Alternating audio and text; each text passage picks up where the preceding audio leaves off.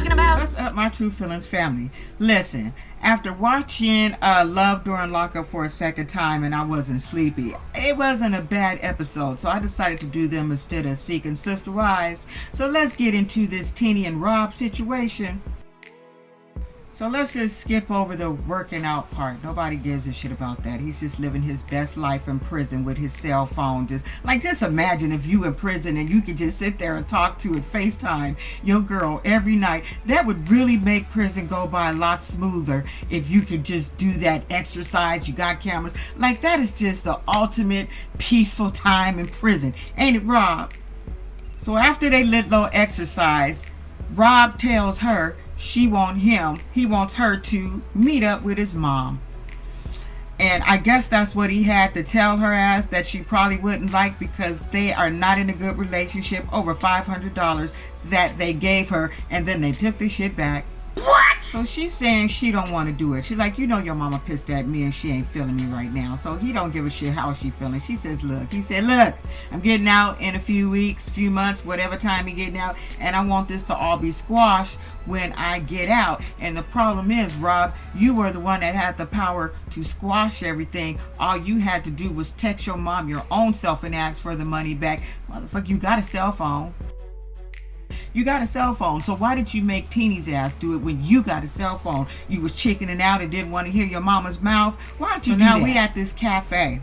Mama's already sitting there with her jaws tight. She already looked like she ain't got no more fucks to give this girl. She don't have any. She ain't even gonna give her a damn chance. She's still pissed off over this $500. And it's been 3 freaking years and she's still mad. So Teny walks in.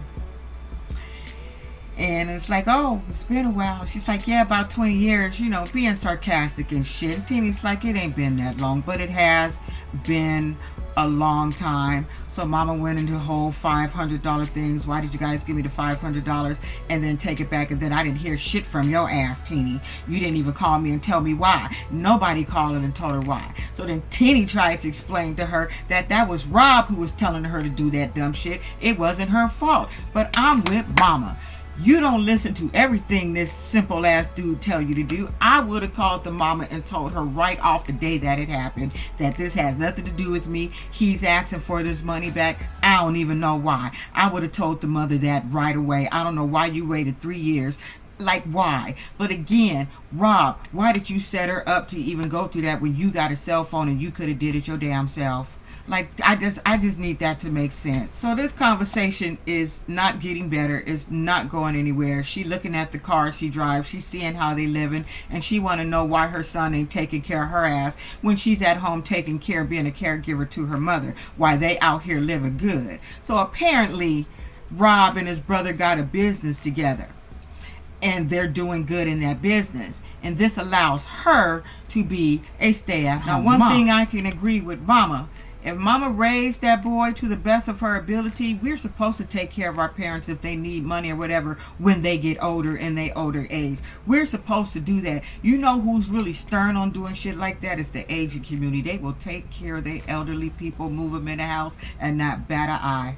Not bat an eye. We're supposed to help our family members when they get to that point if they need help. So I'd like to know, why did you take back the $500, sir? Why?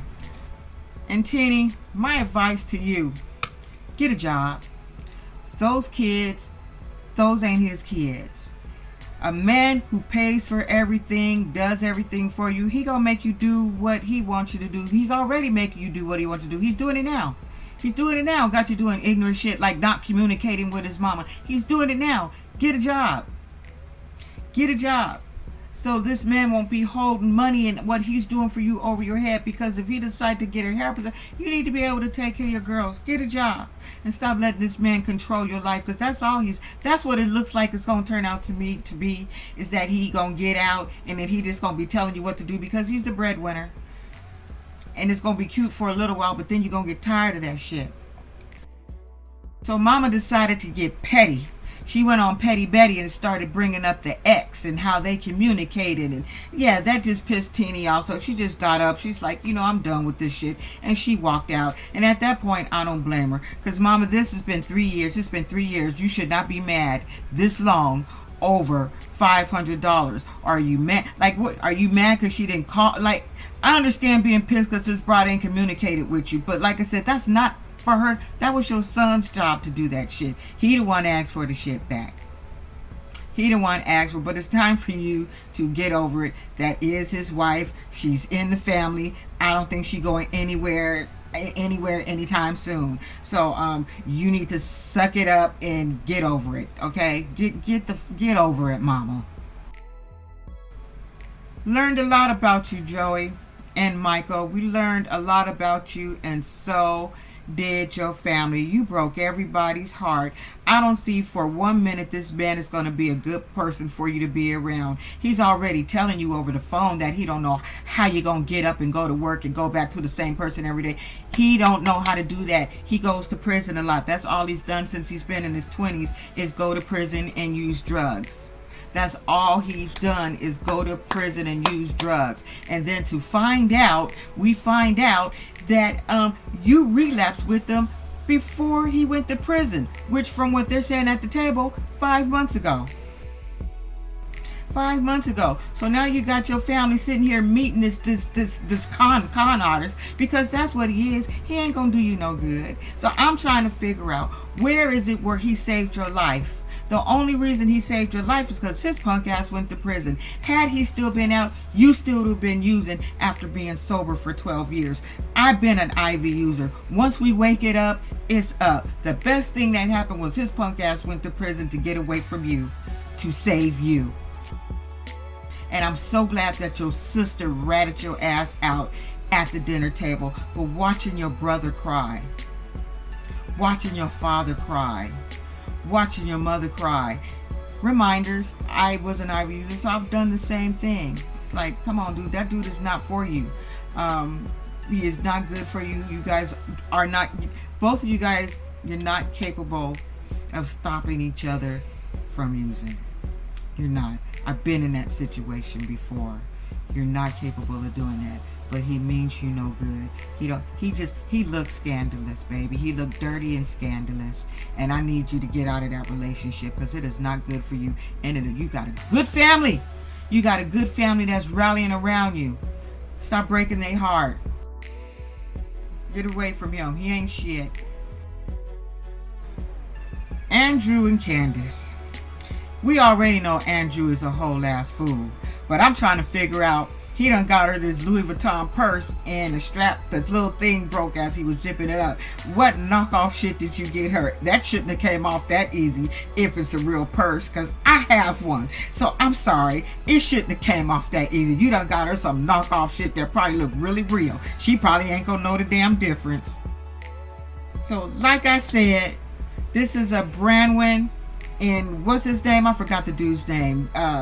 Won't get no ass. Whatever. What was his name? Chaz. Chaz won't get no ass. So this is a Chaz in Brandwin, because she's already started with the shits.